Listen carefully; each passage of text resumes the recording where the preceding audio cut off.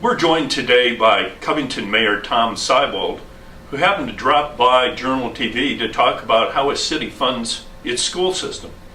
Welcome, Mr. Mayor. Good to see you, Jerry. How do you do this? You and council have worked out a deal with the school system, which essentially gives it 33% of local tax revenues. And many people want to know, well, exactly what tax revenues are those? They're all local taxes, real estate tax, different. Any of the local taxes figure into it. Personal property as well? Personal property, yeah. And what we did a few years ago, Mr. Zimmerman was vice mayor at the time, and he had gone to a Roanoke Regional Commission meeting and met some people from some other localities that were doing this.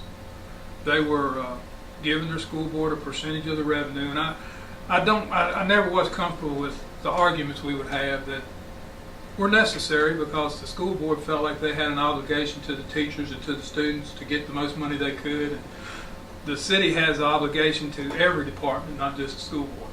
So we were talking with Mr. Zimmerman, and he started talking about this percentage formula. And what we looked at was in 2014 we gave them $3.3 million or thereabouts. I'm rounding it off. Quite a chunk. That was our contribution to the school board that year. So we took that number to see what part of our revenue that was, and it was around 33%. So we set the number at 33%, and now the school board gets 33% of the local revenue, and they'll know that number by about the end of this month or the 1st of December, by the 1st of December.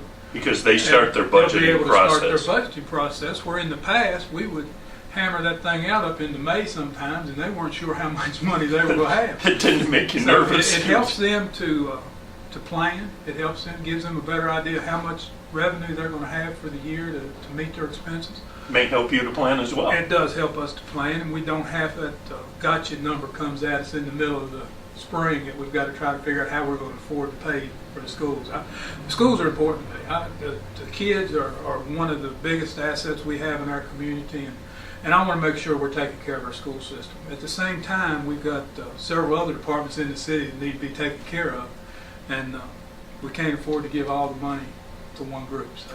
Well, budget time can be contentious, as I can imagine. So this formula deal that you've worked out seems pretty innovative. And some of the school board members in recent meetings, have expressed some concern about Covington city tax revenue growth. And since their budget is tied to that with this 33% factor, what factors do you believe will impact future tax revenues the most? The biggest issue will be the biomass boiler that came online several years ago at West Rock. That's not taxed on a machine and tool tax rate, it's taxed on a real estate rate, but the State Corporation Commission assesses it every year and tells you its value. If the value would hold for the next 20 years, there's a depreciation on that boiler. So it's going to gradually. We'll go from 100%, which we've already come off the 100%, we're at 98 or something like that now. We'll go to 25% of the original value. So there are aspects that will impact everybody, not just the school system. At the same time, there are things that could happen with West Rock or other businesses in the community where we could offset that cost. So it's not written in stone that they're going to lose 75% of that money like we are, but it's a possibility and we need to plan for it. Well, you've been planning and doing many other things, especially on Tuesday. What I thought would have been a very smooth and uneventful meeting actually was packed with substantial decisions. And on those big decisions, the town has the city has basically committed several $1 million. Can you briefly update citizens on what those major projects are? We needed to expand our landfill or get out of the landfill business. Right now, getting out of the landfill business wasn't the best option. Our engineering firm looked at several different ways we could go, and this was the cheapest right now. We've opened up another cell in the landfill. Will give us 7 to 10 more years. And recently, the engineering firm says it may be as many as 14 years. So we've got, let's just say, 10 more years to figure out what we want to do after that. We got the option of going to another cell, but that's another opening, which is expensive. The cell has to be lined. It has to, it's the environmental. Very regulated. There's a lot of things that have to happen, and so we're in the process of opening up the next cell. And then a bunch of new equipment to assist with that. We needed a lot of equipment. One of the problems, our last cell filled up so fast because the equipment was old and we weren't getting the compaction we needed to get on the trash to meet the industry standard.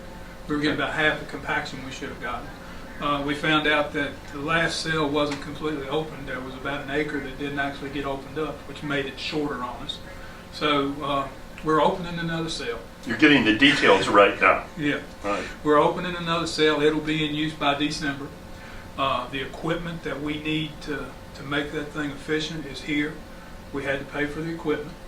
At the same time, we've worked with Alleghany County on a radio system, and that was one of my campaign issues when I was running the first time. I had been out there on the interstate when the Covington Rescue Squad Fire Department was going east and the Selma Fire Department Rescue was going west, and they had to holler across the guardrail to talk to each other because the radios weren't compatible. I think Ryan Mooterspaw, the Director of Public Safety in Alleghany County, said that he had 3 separate radio systems at one time. The fire chief in Covington has the same thing, so he can communicate with departments in the county and with other dispatchers besides the Covington dispatchers. So this system is going to fix that. It's been a long time coming. I'm excited that it's going to happen. I just can think of those cold nights out there at the interstate and out there in the dark, and people can't even communicate in the middle of traffic, in the middle of rainy weather. You just couldn't even talk to each other. That needs to be fixed. This sounds like substantial leadership on a number of fronts. It's keeping you busy. Your council meetings are going to go from 45 minutes to 2 hours, aren't they? They have. We like to get things done as best we can, and it works. We've got a good council. We've got a good city manager right now. We've had a good city manager in the past, and we're moving in the right direction. Thanks very much for joining us today. You're welcome, Jerry.